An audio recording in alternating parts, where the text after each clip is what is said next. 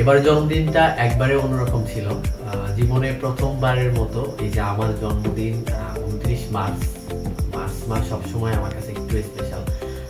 এবার আরেকটু স্পেশাল ছিল যখন রাত ১১টার ঠিক ১৫ মিনিট আগে হঠাৎ করে একটা মেসেঞ্জারে আমার মেসেজ আসছে এই সুদীপের আগে থেকে যে ভাইয়া কোথায়, একটু ১১টার আগে একটু কলেজে আসা লাগবে, এটা আমাদের একটা স্পেশাল মিটিং আছে।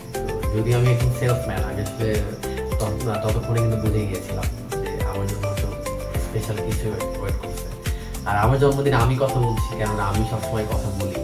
তো এই যে ছোট করে ধন্যবাদ দিলে এটা তাদেরকে ছোটই করা হবে, ধন্যবাদ কখনোই দেবো না। সেটা এতটুকু বলবো, বিগত দিনে আমি যেভাবে পাশে ছিলাম সবার, এত ভালোবাসা সবার, এখানে কেউ ছোট ভাই, কেউ ভাগ্নে, কেউ বড় ভাই, পেছনে যে মানুষটা ভিডিও করছে উনিও আমার বড় ভাই, এত ভালোবাসা, আমি সত্যি আবেগে আপ্লুত হয়ে গেছি।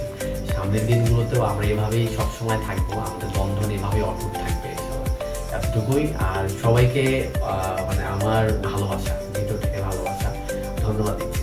তো এখন কেকটা আমরা কাটবো নাকি?